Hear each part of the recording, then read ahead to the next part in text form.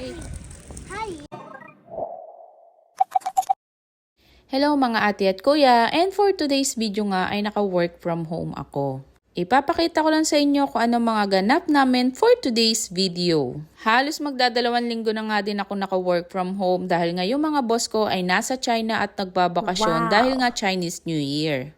So tuwing umaga nga, ang una kong ginagawa ay nagbabasa ako ng mga news report na related dun sa trabaho namin at sa company. Maya-maya nga mga ate at kuya, ito gising na ang aking maliit na dragon.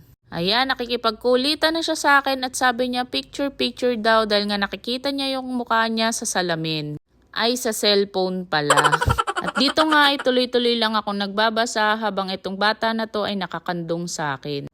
Dahil nga ayaw akong tantanan ni Sandria sa kakakulit, ito ay nilaro-laro ko muna siya dito dahil hindi talaga ako makakapagtrabaho ng maayos pag yung bata ay nagkukulit-kulit. Ganun po talaga siguro pag naka-work from home. Sinong relate? Dito nga ay nagkakakanta-kanta na naman siya. Sobrang hilig talagang kumanta nitong batang to. Minsan di na namin alam kung ano yung mga pinagkakakanta niya.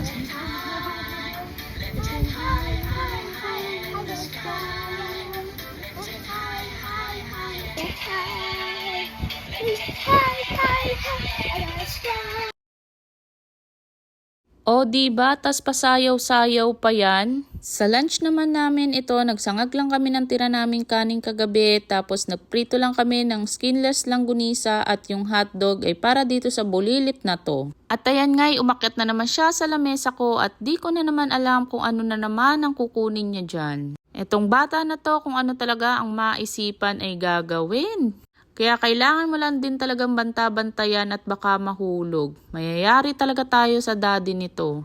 At ayan pa nga ay pasayaw-sayaw pa yung puwit niya. Pinadedi ko na nga lang muna siya dito para manahimik na din muna at makabalik ako sa trabaho. Maya-maya nga pagtingin ko sa kanya at ito naglalaro na pala at tinitrace niya yung kanyang mga daliri. O diba? Isa to sa mga pinakasulit na nabili ko dito sa TikTok dahil hindi nga Crayola ang gamit niya. Lalagyan mo lang ng tubig at babasain at ayan na nga ay makakadrawing na. Bandang hapon naman nagyaya na akong bumili ng ulam sa talipapa at ito ang ginagamit namin. Pag pumupunta kami doon, itong bagong bili namin na bike. Sobrang sulit nga nito at napakabilis lang gamitin. Tapos meron pa siyang basket sa likod. Ito nga pala yung napili naming ulam, paanang manok na gagawin kong Bicol Express. At sa tabi nga ng manukan ay nakita ng asawa ko tong maliliit na galunggong na masarap daw ipampaksiw. Kaya bumili na rin kami.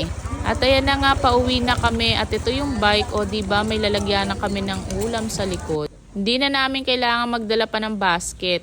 Pag uwi na nga namin, ito hinugasan ko lang itong mga paan ng manok at pinakuluan. Para malambot na malambot. Tapos ito namang batang maliit nang hingi ng sesto dahil sabi niya orange juice daw. Habang pinapakuluan ko nga yung paan ng manok, ito nililinisan ko naman itong maliliit na galunggong na to. Tinatanggalan ko lang ng bituka yan isa-isa para pag nilagay sa rep ay malinis na. So ayan, tapos na. Ito na siya lahat. Kalahating kilo lang to, 60 pesos. Pagkatapos naman yan ay nagsaing na rin ako. At dito naman mga ate at kuya, ito na yung sinasabi ko sa inyong Bicol Express na paanang manok. Na nakapag-try sa inyo nito, actually napanood ko lang to sa FB at parang ansarap lang, kaya ito ginaya ko lang. At in fairness, masarap nga siya at kakaiba. Bagong putahin na naman. Yun lang muna. Salamat, sa susunod ulit.